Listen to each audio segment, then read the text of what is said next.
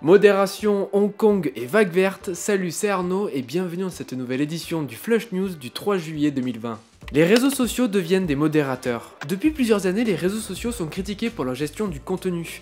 On les accuse de jouer un rôle dans les élections et de faciliter la propagation des fake news. Sur fond d'un climat tendu anti-racisme, plusieurs centaines d'annonceurs, dont Coca-Cola, Starbucks et Microsoft, ont supprimé toutes leurs campagnes publicitaires sur Facebook et Instagram pour que Mark Zuckerberg adopte un règlement plus sévère vis-à-vis des propos discriminatoires et violents. Les réseaux sociaux n'ont pas attendu pour multiplier les annonces ces dernières semaines. Facebook a banni le groupe d'extrême droite Boogaloo, Twitter a pour la première fois épinglé des posts de Donald Trump comme faisant l'apologie de la violence, le forum Reddit et la plateforme de streaming Twitch ont désactivé les comptes de soutien et de campagne du président américain pour violation des règles contre les contenus haineux, et sur YouTube, plusieurs chaînes ont également été supprimées comme celle de Dieudonné suite à un durcissement du règlement en juin 2019. De telles initiatives sont pleines de bonnes intentions, mais la modération des contenus par les réseaux sociaux pose beaucoup de questions. Tout d'abord, les plateformes ne sont pas considérées comme des éditeurs de presse et n'ont donc légitimement aucune responsabilité sur le contenu publié par des tiers sur leur site. Mais admettons qu'ils aient désormais le droit de censurer des propos.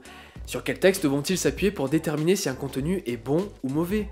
Leur propre règlement? La loi? Mais celle de quel pays? Et qu'en est-il de la liberté d'expression?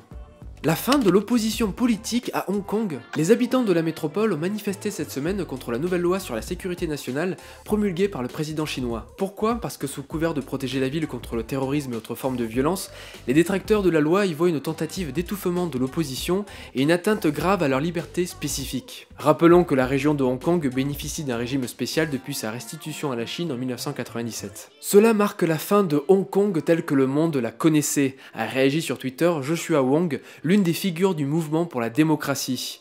La ville se transformera en un état de police secrète. Grâce au délit de subversion, les seuls faits de manifester, de diffuser des slogans anti-Pékin ou d'émettre une opinion favorable à l'indépendance de Hong Kong, de Taïwan ou du Tibet pourraient être passibles d'une peine de prison, explique Jean-Louis Roca, chercheur au Centre de recherche international au micro de France Info. Avec cette loi, le président chinois renforce sa position sur la scène intérieure. Il montre que c'est un homme fort. Il mobilise le nationalisme chinois en présentant les manifestants hongkongais comme des enfants gâtés. De nombreux pays occidentaux ont condamné ce texte, redoutant qu'il entraîne la répression de toute opposition politique. Emmanuel Macron surfe sur la vague verte. Plutôt que de voir une défaite, Emmanuel Macron considère la vague verte qui a secoué le deuxième tour des municipales comme une opportunité.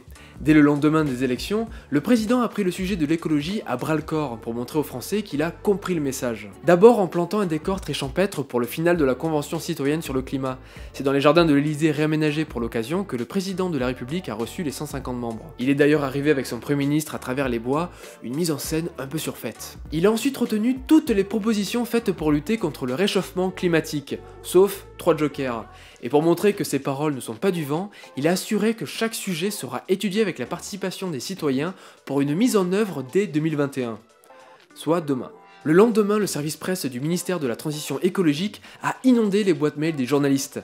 Pas moins de 6 communiqués de presse ont été envoyés sur différents sujets, que ce soit le logement, l'énergie, l'incendie de Lubrizol ou encore les pesticides dans l'agriculture. On peut se demander si le gouvernement n'en fait pas trop et trop vite pour être conforme à ses engagements de campagne, à l'instar de la fermeture précipitée de la centrale nucléaire de Fessenheim. Beaucoup reprochent un coup de communication qui ne prendrait pas en compte notamment la situation économique difficile de la ville, avec la suppression de nombreux postes sans remplacement. Merci d'avoir suivi ce Flush News jusqu'au bout, on se retrouve bientôt pour une nouvelle édition, et d'ici là, comme d'habitude, n'hésitez pas à aller faire un tour sur les réseaux de Hush, ou sur notre site hushnews.com. Ciao.